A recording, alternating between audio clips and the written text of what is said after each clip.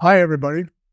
I was lucky enough to play football for 12 years, and I would not do that again, I can tell you. And that has mostly to do with a topic that you've probably read about in the newspaper, chronic traumatic encephalopathy.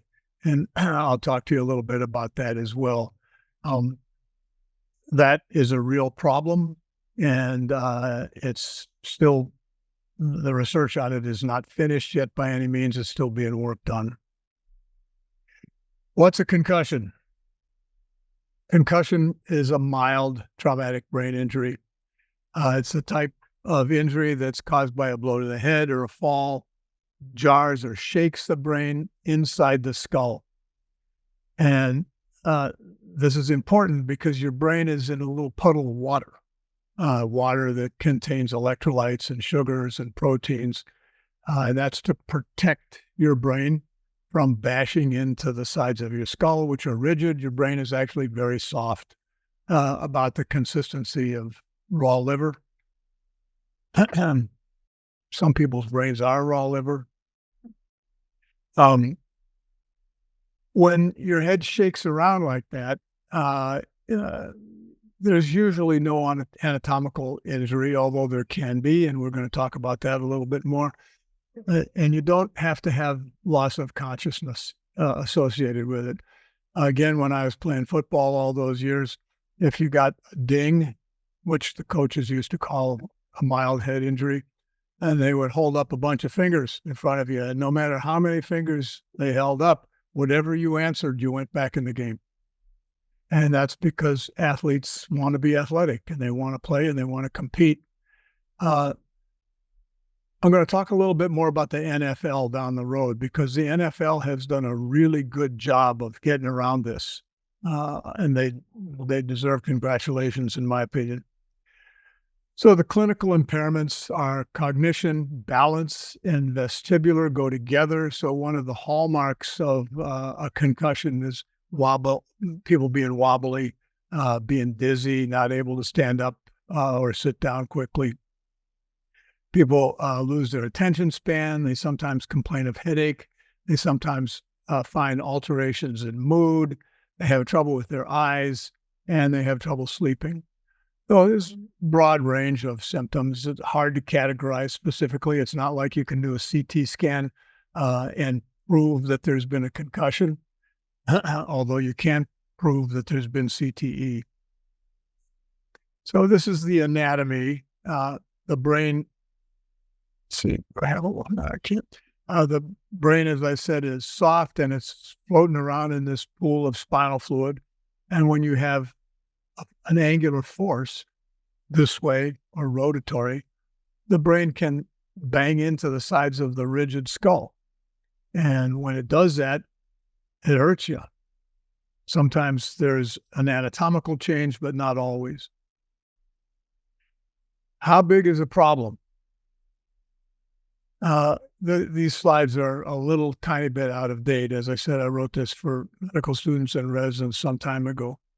But 1.4 million TBIs, traumatic brain injuries, related deaths, hospitalization, and emergencies per year. That number is now much higher. And 75 to 90% of these involve concussion. A lot of it is related to sports and recreational head injuries, as many as 4 million. I think that's probably closer to 20 million now, TBIs in the U.S. yearly. It's higher because people are doing dumber stuff, and there's better reporting. Reporting is always an issue. In 2000, direct and medical indirect costs were $12 billion. Last year it was $42 billion. $42 billion just because of this one trouble. Again, a big hand clap to the NFL for addressing this with the tent. You all know what the blue tent is. If somebody gets hurt in the NFL, they go into the tent. The important thing about that is, it isn't the coach who's asking you how many fingers you see anymore. It's a doctor who's hired by the NFL, not by the team. That's an important distinction. So they got nothing vested in this. Athletes want to compete. They want to go back in the game. They don't think they're hurt. I never did. I always wanted to go back in. So no matter how many fingers he held up, I went back in. Um, we don't know how many people don't get care for concussions. That's a question mark because not everybody reports it or goes to the ED or complains. But there are more than a million, almost 1.5 million ED department visits due to this problem every year. What are the causes? You all know this probably pretty well as much as I do. Falls are a huge, big problem, particularly in older people and in younger people. Older people fall down all the time because they lose their balance. You're not quite as agile as you were when you were a kid. MVAs, bike accidents, fights, playground injuries, blasts in war zones, and sports. Sports is something we'll talk about at some length. I'm not sure why anybody would want to be a boxer. That's always confounded me a little bit, but those people get hurt all the time too. Infants and children and older adults are the people who are most at risk. I'm 81 now. I'm not as agile as I was, and sometimes when I get up, I stagger a little bit. When I get out of bed in the morning, I'm not often too sure where I am, and have to sort of sit a minute on the side of the bed. So that's common for older people. Older people fall down because they're inattentive and because they don't have quite as much cerebellar function, which has to do with balance, as we did when we were young. Okay, external causes, I've already said falls are at the top of the list. Unknown, people who don't go to the ED. Assaults, MVAs, and people being hit either by somebody else in a car or by somebody else's fist. Motor vehicle accidents are a big problem in throughout the world.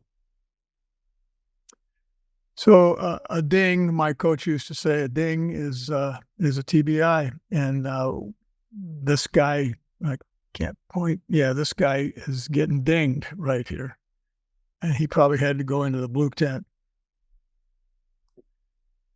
Sports-related injuries. There's a big, long list of them here, and I won't read it because you can read it better than that for yourselves. But go-kart racing. I mean, whoever thought that that would be wind up in TBI? I never really thought about horseback riding until my wife told me about the time she fell off a horse in Chicago, and it took her a long time to recover. Swimming, who would have? I mean, what do they do? Bash into the side of the pool? I don't know, but all of these things can wind up in with a concussion. Horseback riding. I put a little red arrow on because I guess if you fall off, you can get hurt, but nobody in this room would fall off. And again, kudos to the NFL because they did take this seriously. Blasts in war zones. There's, God knows, a lot of wars going on and fighting around the world right now. Soldiers get hurt. Some big thing goes off next to a mortar or a bomb or something like that, and you fall down and bash your head, you're very likely to get a concussion. 63% of those wounded have PTSD, according to this guy. What are the symptoms of concussion? I've talked about that a little bit, but here's a long list. I think the most important thing to remember is that the duration of any symptoms, whatever they might be, is variable. People, again, when I was working at Harborview, people come in with a concussion. How long is it going to be before I get better, doctor? They want a number, but you can't give anybody a number. It's very, very highly variable. I've seen people get better in a few days and people not get better in 3 or 4 months. So People who have had a concussion have to be told that they have to be patient. There's no way to hurry it up. There's no medicine to give. Physical therapy is a mirage. It just takes time for your brain to heal. Brains are complex, most of them. We have, yeah, I won't go any farther than that. We got 100 billion neurons, brain cells, 100 billion. And each one of those has at least 5,000 connections. And some of the big ones in your cerebellum have maybe 250,000 connections. And learning is in the connections. It's not in the cells. It's in the connections. All of those connections are feeding into a neuron, telling it what to do. And when it gets enough information, then it performs that function, which is transmitting information to the next neuron. So this is an enormously complex system that we got in our little heads here. Something like 10 to the 15th or 16th power of complication. Big number. With proper diagnosis and management, almost everybody gets better with enough time. The symptoms are physical, cognitive, emotional, and sleep-related. Here is a list of the, the physical symptoms. Balance is far and away, in my opinion, the easiest thing to test. People who are concussed, if you ask them, for example, to stand like this, they start to wobble around. Got to have your feet apart to maintain your weight over your hips. If you ask people to put their feet close together or like this, they kind of start to wobble. They can't touch your finger and touch your nose like this.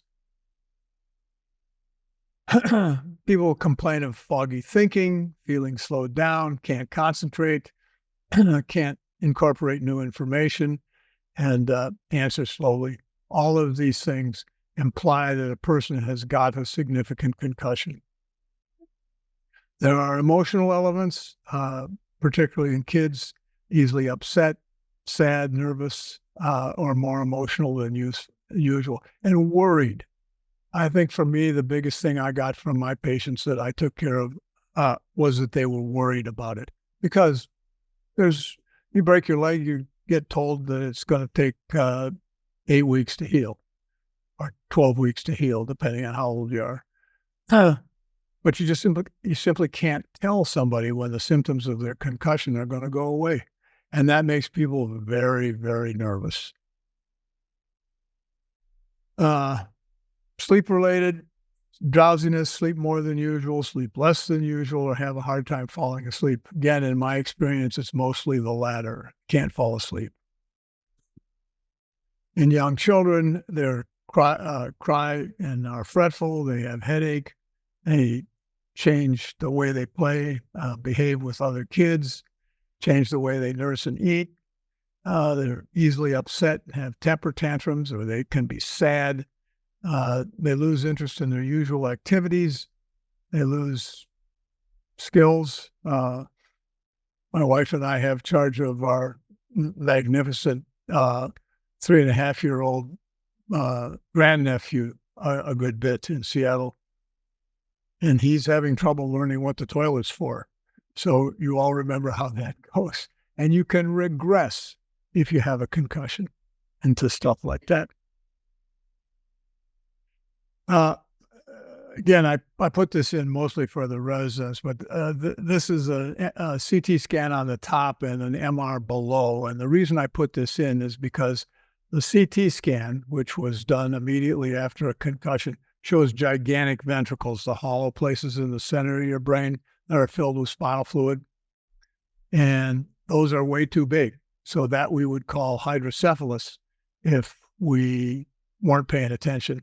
So then this patient also below there got an MRI. And if you look at the MRI, the ventricles are huge, just like they were here. But you can see what's called the cortical architecture. The spinal fluid, which is white, is filling up the gyri and the sulci around the normal substance of brain. So this was a trick question for the medical students. this patient who did have a concussion has a completely normal brain, except for the fact that he has congenital hydrocephalus, which didn't bother him at all. So imaging isn't everything, is the point here. The images give you an enormous amount of information, but so does examining the patient every once in a while. So if you're referring to MRI and CT, do you have any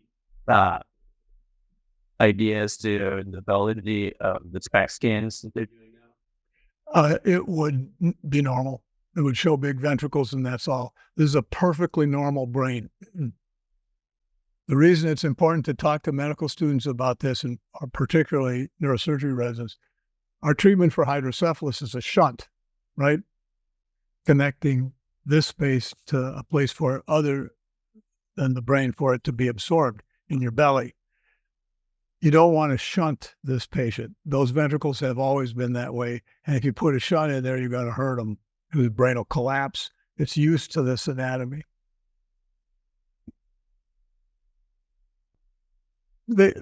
People who are concussed can't think very well. They have headaches, blurry vision. They can't sleep. Their personality changes in lots of things. How is a concussion diagnosed and evaluated? And again, I'll ask you to remember that I said at the beginning, balance is key. There's complete physical and neurological examination, learning and memory testing, and almost anybody who has a significant concussion these days, certainly in the military, is going to get a CT scan. And I want to talk to you a little bit more about that in a minute. They have to be carefully observed. Usually they're kept in the ED if they have any significant complaints for at least 24 hours, or if their headaches worsen, certainly if they have seizures, which are not a common thing after a concussion, but it does happen, and that scares the bejesus out of everybody. If any of you ever seen any person have a seizure, it's frightening. It's frightening to them. It's frightening to their family. It's frightening to everybody who's standing around. It's possible to have focal neurological symptoms, drowsiness, nausea and vomiting, slurred speech, confusion and irritability are also common, and loss of consciousness. So, again, down the road here, I'm going to talk a little bit more about second impact syndrome, because if you get dinged once and then you get dinged a second time right away, that can produce lots of mischief. So we'll talk more about this kid who eventually, his name was Zach Lysted, eventually had a law initiated in the state of Washington and now passed in all 50 states, the Zach Lysted law about return to play. So this kid got hit, got concussed, he came out, and he went back in, and then he got this layer of blood, which is called an acute subdural hematoma. Can you see that? Is that visible? This is bone. This bright signal here is blood, and you know that it's a significant amount of blood because his ventricular system, a hollow space again in the center of your brain, which is supposed to be in the middle, here is shifted way over to the right. The head's in the scanner this way, so the right appears on the left side. And here's another kid who got the same thing, only worse. The brain swelled up even before the blood. This is not a massive amount of blood, but his center of his ventricular system is way over here. It's supposed to be here. So that implies a huge swelling of his brain. And if you have a swollen up brain, you ain't thinking too good.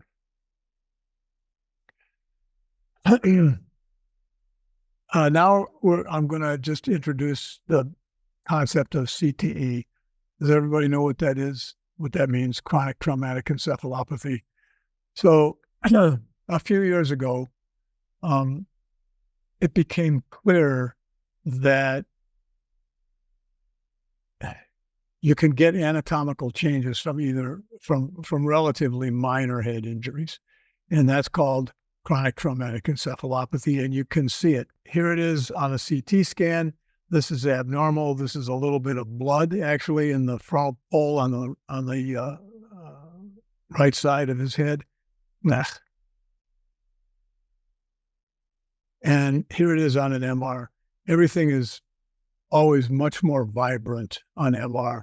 MR sees things much more clearly than CT scans, which mainly sees bone and blood in the brain. But MR sees everything. This is a picture of a series of histopathological slices of the brain used to make histopathological slides to look at under a microscope. And I'm going to talk more to you about that in a second. So this is stage 1, mild discoloration in various places. Stage 2, a little worse. Stage 3, a little worse. And stage 4, really, really bad. So remember these two women's names, because I believe that both of them may be nominated for the Nobel Prize within the next 10 or 15 years. And it so happens that I know them both very well. Christine McDonald had the office next to me when I was attending at Harborview. She's a genius. And Ann McKee from Appleton, Wisconsin, I first met when she was 3 years old, because her brother was playing football with me on our small college team. She's now a histopathologist at Boston University. I do believe that they'll be in line for great recognition. These are the two key people in the understanding of CTE in the world. How's a concussion treated? So by far and away, the best thing to do is try to keep people inactive, and that can sometimes be challenging. People don't want to be inactive, particularly around here. They want to get out hiking and picking berries and paddling in the river and stuff. Plenty of sleep is important. Avoiding alcohol and drugs is always important in my view. Alcohol and drugs aren't really that good for your nervous system. As a matter of fact, they're really bad for your nervous system. You have to avoid too many physically and mentally demanding activities. You have to allow yourself time to get better. People don't want to do that. They start to feel a little bit better and they want to go hiking the next day for half the day. And in the end, if you're not getting better, if patients who have been concussed aren't getting better, they need to see a neurologist usually, or somebody who specializes in this problem. Things that complicate recovery are definitely previous concussion. Again, that's the second impact thing. If you have a concussion and you get another one right away, it's not twice as bad, it's 10 times as bad, because those are damaged neurons in there. Already they're damaged. And if you damage them again, it's going to have consequences. Previous concussion is always significant, no matter how long ago it was. A history of migraine also is a negative piece of it. ADHD or prior developmental or learning disabilities can make it worse, and a psychiatric history makes everything worse. Can you speak more about why that is? Because the neurons of the person who was injured aren't working right from the get-go. There's abundant evidence these days that alcohol just really isn't good for you, even a little bit. Drugs certainly aren't good for you. A psychiatric history means you're wired up different anyway, And migraine, I'm not sure about migraine. Migraine is a vascular phenomenon. People get migraine headaches because a certain artery in your brain constricts and then it expands. And when it expands, it produces headache. I'm not terribly sure how closely that's associated with concussion, but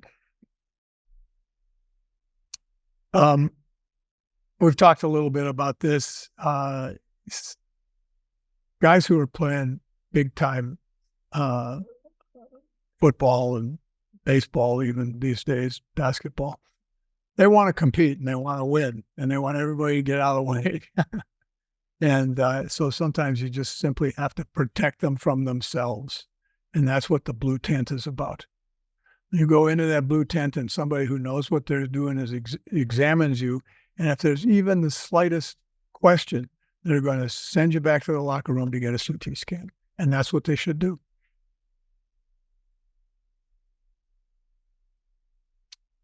Okay, the breakdown of what produces these kinds of injuries are sort of intuitively obvious.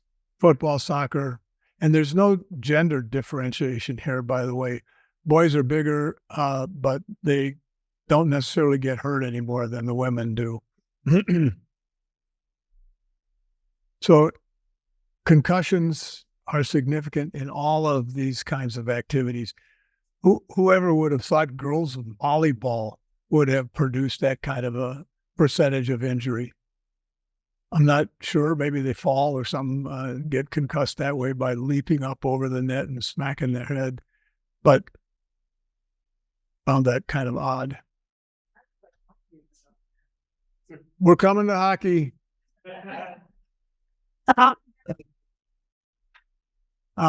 Worldwide among children, here's hockey. Hockey.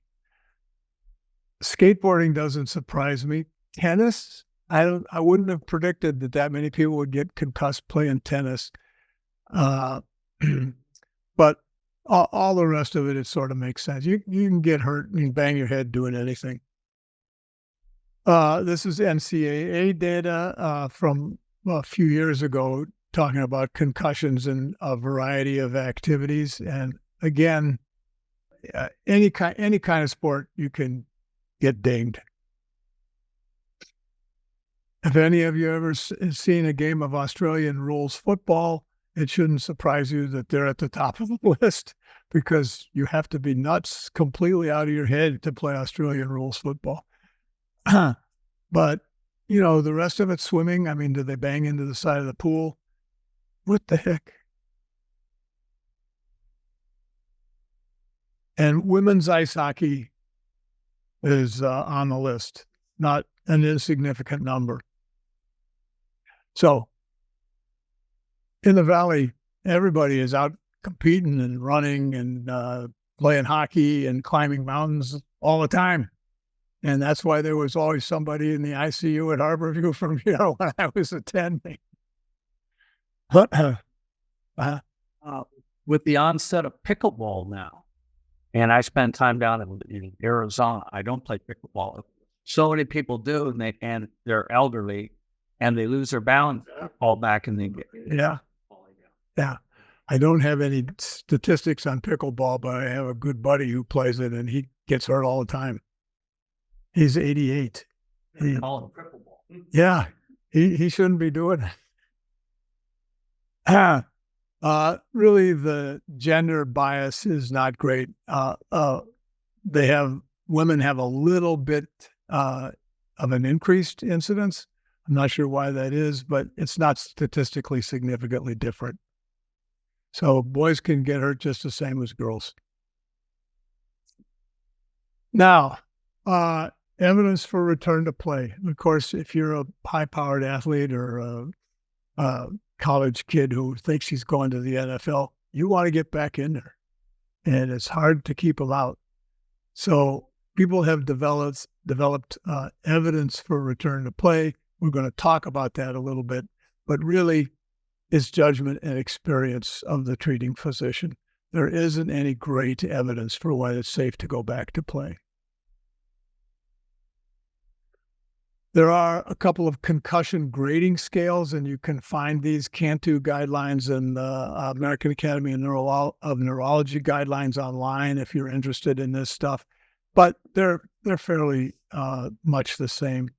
Post-traumatic amnesia or loss of consciousness is one measure. The next grade down is loss of consciousness for less than 5 minutes or amnesia. American Academy says 15 minutes. And then loss of consciousness for greater than 5 minutes or amnesia for 24 hours. Amnesia, by the way, is fairly universal. People forget all about what happened to them, and they forget the next day or so sometimes. Nobody should go back to play until they're symptom-free and they're thinking right. And gradual return to play is dependent on these abilities: rest, aerobic exercise, sports-specific training, non-contact, full contact, and resume regular play. For high school kids, and then this gets back to Zach Lysted, and we're coming to him, when in doubt, sit them out. Young kids' brains, up until the time they're 18 or 20 years old, and in my case, I think it took me until after I'd been married for 10 or 12 years, don't work for him. They just don't, particularly males. So in college, in the Army, if there's questions, they shouldn't get back to what they were doing until they're completely well. 3 or more concussions in a season, you got to sit out for the rest of the season. Any blood in the head, you got to sit out for a year and maybe forever. These things can be looked at by competent neurologists and by MR. So you can tell if there's a structural injury, but that isn't all of it. The NFL has disqualifying factors: loss of consciousness, amnesia, confusion, abnormal exam, symptoms like headache, nausea, and vomiting, or anything unusual, which, they're trying to protect themselves. They're saying that. Athletes younger than 18 and women have a longer period of recovery. This is a sports concussion assessment tool. Again, you can find it online. I never found this particularly helpful, but some people do. And then this is an update of the same thing. It takes a long time to administer. And quite honestly, I always thought talking to somebody and examining them was just as useful as all of this paperwork stuff. I've mentioned balance a couple of times, and I demonstrated how you can test that. So here's somebody just showing you how to do a double leg stance, a single leg stance, and a tandem stance. And these put your body in a slightly awkward position that you're not used to. And if you start to wiggle like this, that's important to know. Gradual return to play, no activity for significant injuries. Then you go to light aerobic exercise, sports-specific exercise, non-contact drills, and full practice. I know I've said this a lot of times, but it's hard to convince young athletic people that they can't quite go back, and sometimes they just ignore you. How's a concussion prevented? These are intuitively obvious. Again, you got to wear your seatbelt. They got put in there for a reason. You got to have the booster seat properly installed. Never, never, never drive under the influence of alcohol or drugs. And we had a terribly tragic example of that last year right here in the Valley. Those high school kids, girl got killed because the driver was drunk. Can't drive when you're drunk. Wear a helmet. Use protective devices. People don't like to wear bike helmets, but you should. Snowmobiling, skateboarding, skiing, all of that stuff, you got to protect your head.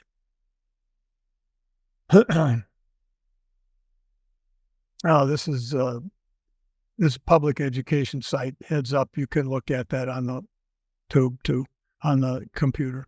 So this is Zach Lysted, and this is Zach Lysted's Law. This was a kid who, I think he was 15 years old. He was playing on the JV team in high school.